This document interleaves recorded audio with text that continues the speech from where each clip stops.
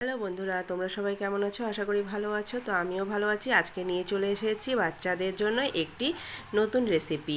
সবাই বাচ্চারা হলো ডোনার খেতে ভালোবাসে। তো আজকে আমি বানিয়েছি কাঁচা কলা ও সুজি দিয়ে একদম বাচ্চাদের পছন্দ মতো ডোনার। তো এটা হলো কাঁচা কলা। আমি 3টে কাঁচা কলা নিয়েছি। এবার কাঁচাগুলোকে আমি সেদ্ধ করে নিয়েছি। দেখো সেদ্ধ করা হয়ে গেছে। এবার এগুলোর খোসাটা ছাড়িয়ে নেব। খোসাগুলো ছাড়িয়ে নিচ্ছি এক এক করে। তারপর আমরা হাতের সাহায্যে কাঁচা কলা ম্যাশ করে নিচ্ছি। আর এদিকে কড়াইতে দিয়ে দিচ্ছি সামান্য সাদা তেল। যেহেতু আমি বাচ্চাদের জন্য রেসিপিটা তৈরি করেছি, তো আমি একটু ঝালটা কম দিয়েছি। তোমরা যদি ঝাল খেতে ভালোবাসো তাহলে একটু ঝালটা বেশি দিও। তো আমি এখানে সামান্য কাঁচা লঙ্কার কুচি দিয়েছি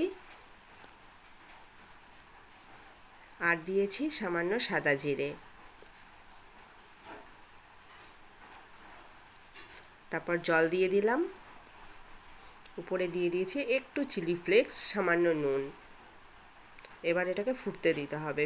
ফুটে উঠেছে, আমার কাঁচাগুলো ম্যাশ করা হয়ে গেছে।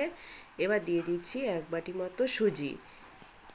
তো সুজিটা ঢালার সময় কিন্তু এভাবে নাড়াচাড়া করতে হবে, না হলে কিন্তু এক জায়গায় দলা পাকিয়ে যাবে। তারপর দিয়ে দিচ্ছি সেদ্ধ করা কাঁচা কাঁচা কলাগুলো। তারপর এগুলোকে ভালো করে নাড়াচাড়া করতে হবে, না হলে নিচের দিকে লেগে যাবে।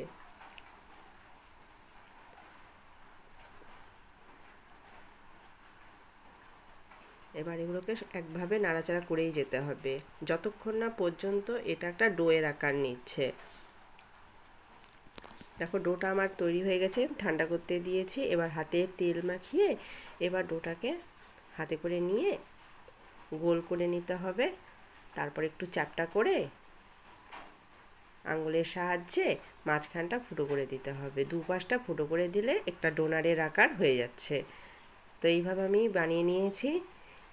এদিকে তেল গরম করতে দিয়ে দিয়েছি। দেখো এক এক করে আমি এগুলো ছেড়ে দিচ্ছি।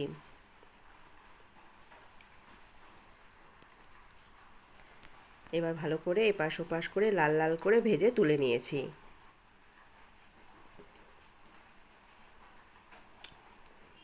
দেখো তৈরি হয়ে গেছে আমার সুজি কাঁচা কলার ডোনার। তো রেসিপিটা কার কেমন লাগলো আমাকে কমেন্ট করে জানিও।